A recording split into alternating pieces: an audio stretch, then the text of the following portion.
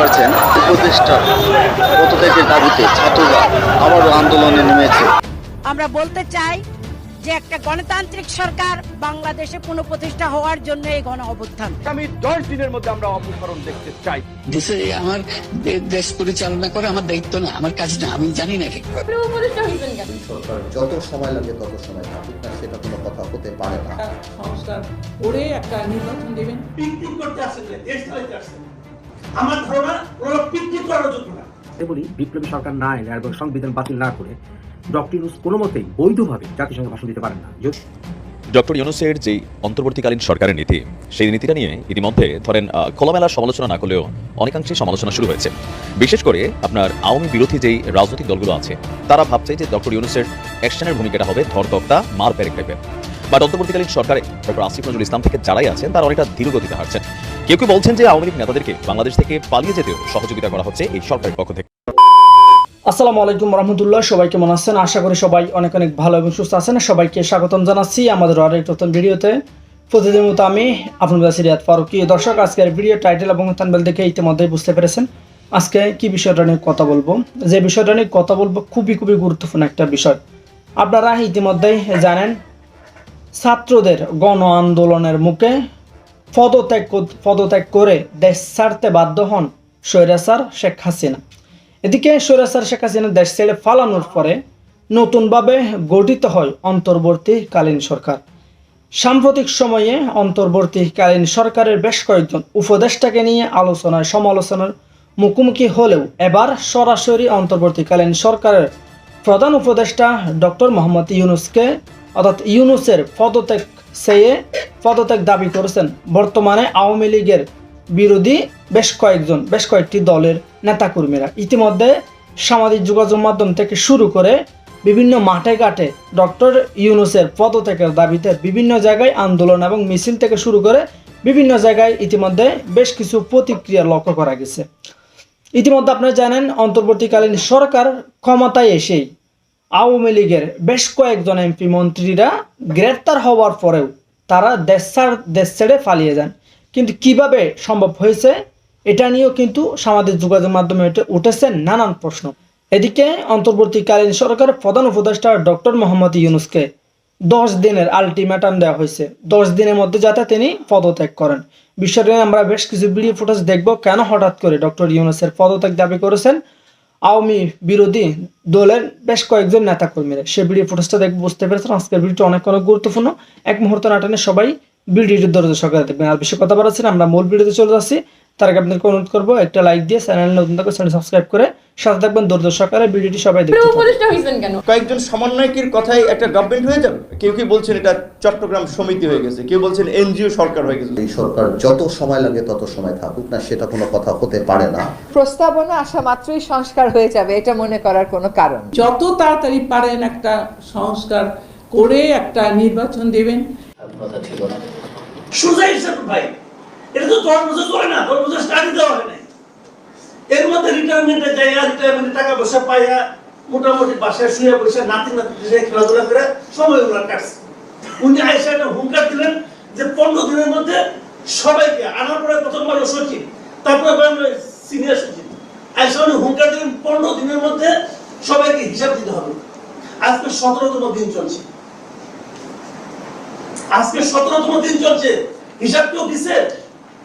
উনি নিজে দিচ্ছেন, কোন সচিব দিছে, কেউ দিছে? তো এই সমস্ত ভাই ফালতু হিসাব তো আমরা বুঝছি। আমাদের বাসায় একটা ক্যালেন্ডার আছে, আমি ওই দিন 3 তারিখে দাগ দিয়ে রাখছি, দেখি 15 দিন পরে কি হয়। হয়েছে কিছু? তো এইগুলো বাগারম্ভ দিয়ে দেশ চলে না ভাই। আমি প্রথম দিন বলছিলাম 8 তারিখে বলছি এই টিম দেখার পর 8 তারিখে হয়েছে, 9 তারিখে আমি কন্টেন্ট করছিলাম যে পিকনিক করতে আসেন না, দেশ চালাতে আসেন না। আমার ধারণা ওরা পিকনিক করার যোগ্য না। পিকনিক করতে গেলে আলো বাজে দেখবেন 3 জন খাইছে আর 2 জন খায়নি। এত সুন্দর আর ভাই। আর একটা কথা সেগুলো শেষ করে যেটা থেকে আগে বলেছেন, দেখেন এই যে সচিব দেশ চালায় কারা? সচিবরা চালায়। এই যে প্রাইম মিনিস্টারের অফিস যেটা কারা চালায়? আমলা চালায়। স্বৈরাচারের আমলা দিয়ে বিপ্লবী সরকার চলতে পারে না। আপনার পক্ষে কিছু করোনা গণ অভ্যুত্থান পরবর্তী সময়ে অন্তর্বর্তী সরকারের করণীয় আর আগামীর বাংলাদেশের রূপ কেমন হবে সে বিষয়ে দুঃসময়ের কণ্ঠস্বর তাদের স্বপ্ন ও বাস্তবতা শিরোনামে সংলাপের আয়োজন করে centre for governance studies CGS. আলোচনায় নিজেদের মতামত তুলে ধরেন সরকারের উপদেষ্টা, রাজনৈতিক দল, নাগরিক সমাজ ও বৈষম্য বিরোধী ছাত্র আন্দোলনের প্রতিনিধি সহ বিভিন্ন অংশীজনরা। গত সরকারের আমলে নিপীড়নের কথা তুলে ধরার পাশাপাশি আলোচকদের কথাই উঠে আসে অন্তর্বর্তী সরকারের চুলচেরা বিশ্লেষণ। ক্ষমতাগুলো পুঞ্জীভূত হয়েছে কিছু রাজনৈতিক গোষ্ঠীর মধ্যে। জনগণ যারা আন্দোলন করেছিল তাদেরকে এখন বিভিন্ন রাজনৈতিক দলের সন্ত্রাসীরা দাপায় বেড়ায়। তার মানে কিন্তু এখানে জনগণের হাত থেকে ক্ষমতাগুলো আস্তে আস্তে কিছু গোষ্ঠীর হাতে পুঞ্জীভূত হচ্ছে এবং এই কথাগুলো সামনে আসাটা জরুরি। গত 2 দিন আগে ঢাকা বিশ্ববিদ্যালয়ে গণপিটুনিতে একটা ছেলে মারা গিয়েছে এবং জাহাঙ্গীরনগরেও গণপিটুনিতে একজন ছাত্রলীগ নেতাকে মেরে ফেলা হয়েছে। যে এখনো পর্যন্ত দেশের মধ্যে যে ল অ্যান্ড অর্ডার রিস্টোর করা যাচ্ছে না এবং আমাদের যে উপদেষ্টারা তারা মানে এরকম ওপেনলি মানে আমার পক্ষে কিছু করার নেই, আপনার পক্ষে কিছু করার না থাকলে উপদেষ্টা হয়েছেন কেন? সংলাপে রাজনৈতিক দলগুলোর সঙ্গে অন্তর্বর্তী সরকারের দূরত্ব থাকার বিষয়টি তুলে ধরেন বিভিন্ন দলের নেতারা। আর সংস্কারের পরিধি কিংবা সরকারের সময়সীমা কেমন হবে তা নিয়ে উঠে আসে ভিন্ন ভিন্ন মত। যেই রিফর্মস গুলো প্রয়োজন তার জন্য এই সরকারকে যতদিন প্রয়োজন ততদিন তারা থাকবে। অবশ্যই সরকারের দুর্বলতা নিয়ে আমরা সমালোচনা করছি, আমরা করব, কারণ কেউ কেউ বলছেন এটা চট্টগ্রাম সমিতি হয়ে গেছে, কেউ বলছেন এনজিও সরকার হয়ে গেছে। এই যে একটা গভর্নমেন্ট ফর্ম হলো, কার ওপিনিয়নে কিভাবে ফর্ম হলো উই ডোন্ট নো। শুধুমাত্র আপনার কয়েকজন সমন্বয়কের কথাই একটা গভর্নমেন্ট হয়ে যাবে? আন্দোলনটা কি শুধু সমন্বয়করা করেছে? এখন পর্যন্ত গভর্নমেন্টের ফাংশনিং এত দুর্বল, ওইদিকে পাহাড় অশান্ত হচ্ছে, এইদিকে আবার মাইনরিটি, এইদিকে আপনার রাস্তায় নামছে, আবার গার্মেন্টস সেক্টর অস্থিরতা হচ্ছে। এই সরকারের ব্যাকআপের জন্য, স্থিতিশীলতার জন্য রাজনৈতিক দলগুলো হবে তার অন্যতম সহযোগী। রাজনৈতিক দলগুলোর সাথে কোনো ওপেন আলোচনা নাই, এখন পর্যন্ত ফর্মাল কোনো ডিসকাশন নাই, 1.5 মাস হয়ে যাচ্ছে। টেবিলের উপরে জগ থাকবে না প্লাস্টিকের মগ থাকবে এটা কোনো বিবেচ্য বিষয় না। এটার জন্য এটা কোনো পরিবর্তন না। কোন পুলিশের জার্সি চেঞ্জ হবে না, পুলিশের লোগো চেঞ্জ হবে, স্টেডিয়ামের নাম পরিবর্তন হবে, এগুলি মুখ্য ব্যাপার না। মুখ্য ব্যাপার যেটা, সেই সংস্কারের এখন পর্যন্ত আমরা রোড ম্যাপ পাইনি, আমরা জানি না। আমি ওরকম বলবো না যে এই সরকার যত সময় লাগে তত সময় থাকুক না, সেটা কোনো কথা হতে পারে না। এবং সরকারের আমাদেরকে বিশ্বাস করতে হবে, কারণ আপনি এমন কোন আইন বানাতে পারবেন না যে আইন আমরা পরিবর্তন করতে পারবো না। গণতান্ত্রিক প্রক্রিয়ায় রাজনৈতিক ঐক্যমত্যের ভিত্তিতে আমরা এই কাজটা করতে না পারি, আমরা ঝুঁকি বাড়িয়ে তুলবো। কেবল আমাদের রাজনৈতিক ঐক্যমত্য রাখতে হবে, একটা জাতীয় ঐক্যমত্য তৈরি করতে হবে এই উত্তরণকালের জন্য। যত তাড়াতাড়ি পারেন একটা সংস্কার করে একটা নির্বাচন দেবেন এবং নির্বাচন করে যখন একটা সরকার আসবে তখন আমরা নিশ্চিন্ত হব যে হ্যাঁ এখন একটা আমাদের সরকার এসেছে। তবে অন্তর্বর্তী সরকারের উপদেষ্টা সৈয়দা রিজওয়ানা হাসান মনে করেন সংস্কারের প্রস্তাবনা আসলেও রাতারাতি সব পরিবর্তন সম্ভব নয়। আর ফেসিবাদের দোসরদের পাল্টা আক্রমণ রুখতে ঐক্যবদ্ধ থাকার আহ্বান জানান তিনি। এবং আলটিমেটলি একটা রেভলিউশনারি গভর্নমেন্ট আনতে হবে, কারণ এছাড়া আইনত আমরা যত কথাই বলি বিপ্লবী সরকার না এলে এবং সংবিধান বাতিল না করে ডক্টর ইউনূস কোনো মতেই বৈধভাবে জাতিসংঘে ভাষণ দিতে পারেন না। যদি দেন সেখানে কেউ হয়তো অবজেকশন দিবে না, কিন্তু আইনত উনি সেটা আসলে কোনো অধিকার পাবেন না। এবং সেই ক্ষেত্রে যদি ভারত একটা অবজেকশন দিয়ে বসে তাহলে সেটা ওনার জন্য হিউমিলিয়েশন হবে, মানে ওনার অপমানসূচক কথার ব্যাপার হবে। সুতরাং তাই রেভলিউশনারি গভর্নমেন্ট আনতে হবে, সংবিধান বাতিল করতে হবে, মনে আছে ক্লিয়ার, সে পথেই গিয়েছে। স্বাধীন মালিক স্যার ওনাকে বাদ করে আনা হলো প্রফেসর আলী রিয়াজকে। সংবিধান সংস্কার কমিশনের প্রধান হিসেবে দায়িত্ব পালন করবেন ডক্টর স্বাধীন মালিক। এবার এই কমিশনের প্রধান হিসেবে তার পরিবর্তে অধ্যাপক আলী রিয়াজের নাম অন্তর্ভুক্ত করা হয়েছে। প্রফেসর আলী রিয়াজ উনি কে? উনি 2 সপ্তাহ আগে সিজিএস এর একটা মিটিংয়ে উনি কি বলেছিলেন শুনুন। প্রধানমন্ত্রীর হাতে যে অভাবনীয় ক্ষমতা দেওয়া হয়েছে, কেন সংবিধান পুনর্লিখন দরকার তার পক্ষে যুক্তি দিয়ে অধ্যাপক ডক্টর আলী রিয়াজ বলেন, সংবিধানের যে অবস্থা করা হয়েছে তাতে সংশোধন করে কোনো লাভ হবে না, পুনর্লেখন না করলে আবারও একক ক্ষমতা প্রতিষ্ঠা হবে। গত 15 বছরে যে একনায়কত্ব আমরা লক্ষ্য করেছি সেটা ব্যক্তিকেন্দ্রিক একনায়কত্ব হলো, তার মধ্যে সেগুলো করা হয়েছে সংবিধানের আড়ালেই, অর্থাৎ সাংবিধানিকভাবে পথ পদ্ধতি তৈরি করে সেগুলি করা হয়েছে। তাহলে এর বদলে যদি আরেকজন আসেন, সংবিধান এই অবস্থায় থাকলে তার হাতে এই ক্ষমতার কেন্দ্রীভূতকরণ কোনো অবস্থায় আসলে বন্ধ করা যাবে না। সিনিয়র আইনজীবী সারা হোসেন বলেন, সংবিধান সংশোধন নাকি পুনর্লেখন সে সিদ্ধান্ত নিতে হবে সবার মতামত নিয়ে। আর সুজন সম্পাদক বদিউল আলম মজুমদার বলেন, এ বিষয়ে সরকারকেই সিদ্ধান্ত নিতে হবে।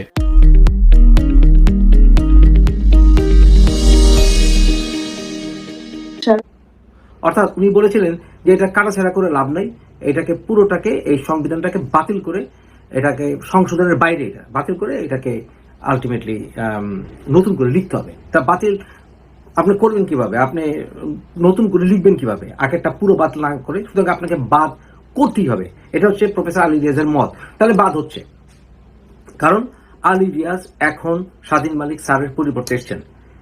এবং যখন সারা কামাল উনি বলেছিলেন যে সবাইকে নিয়ে সংবিধানের ব্যাপার আলাপ করতে হবে। পৃথিবী জুড়ে যে নতুন করে যখন কিছু লেখা হয়, সেখানে যদি আসলে সবাইকে নিয়ে যদি না করা হয়, একপেশে ভাবে যদি করা হয়, ওটা কিন্তু টিকে না। তো সেই সময় বদিউল আলম মজুমদার, যিনি কিনা এখন এই কমিশনে আছেন,